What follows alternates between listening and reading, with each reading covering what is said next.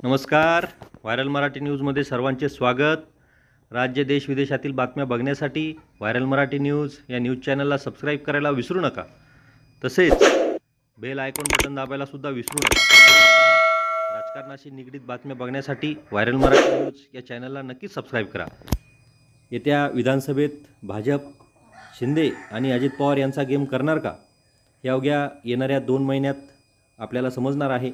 परंतु भाजप तशी तयारी करत आहे. नक्कीच एकनाथ शिंदे हे उद्धव ठाकरे यांना सोडून महायुतीत गेले. महायुतीत गेल्यानंतर त्यांना मुख्यमंत्रीपद भाजपने दिले. महायुतीतले दुसरे घटक पक्ष असलेले अजित पवार हे सुद्धा स्वतःच्या काकांना सोडून भाजपमध्ये गेले. त्यांनासुद्धा उपमुख्यमंत्रीपद व काही मंत्रिमंडळे भाजपने देऊ केलीत. परंतु येत्या विधानसभेत या दोघांनाही धक्का देण्याचं काम नक्कीच भाजप करणार आहे. भाजपचे काही ज्येष्ठ मंडळी व भाजपचे प्रदेशाध्यक्ष चंद्रशेखर बावनकुळे यांनी 288 पैकी 200 जागा भाजप लढणार आहे अशी घोषणा केल्यामुळे नक्कीच शिंदे गटाचा आणि अजित पवार गटाचा दोघांचाही गेम भाजप करणार का? एकनाथ शिंदे उद्धव ठाकरे यांना सोडून नक्कीच महायुतीत आले. दुसरीकडे महाविकास आघाडीमध्ये उद्धव ठाकरे यांना सन्मानजनक वागणूक मिळत आहे, सन्मानजनक जागा मिळत आहे. तर दुसरीकडे एकनाथ शिंदे यांची लोकसभेलासुद्धा फरफट झालेली आपण बघितली आहे.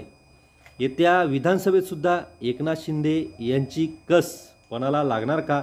ते मुख्यमंत्री पदाचा चेहरा असतील का? हा सर्वात मोठा प्रश्न आहे. कारण भाजप थोड्या वेगळ्या विचारात आहे. नक्कीच अजित पवार यांनासुद्धा लोकसभेत जागा वाटपाच्या वेळी अन्यायकारक जागा भाजपने अजित पवार यांना दिल्या. तीच बाब एकनाथ शिंदे यांच्यासोबतही झालं. नक्कीच येणाऱ्या विधानसभेतसुद्धा फडणवीस यांच्याकडे सगळी सूत्रे आहेत. 200 जागा जर लढल्या तर नक्कीच त्यापैकी 100-125 जागा भाजपच्या स्वबळावर निवडून येऊ शकतात. त्यामुळे भाजपने अशी रणनीती आखल्याचं समजत आहे. नक्कीच ही जी रणनीती आहे ती अजित पवार आणि एकनाथ शिंदे या दोघांनाही घातक आहे. अशाच नवनवीन व्हिडिओसाठी या चॅनलला सबस्क्राईब करायला विसरू नका. तसेच बेल आयकॉन बटन दाबायला सुद्धा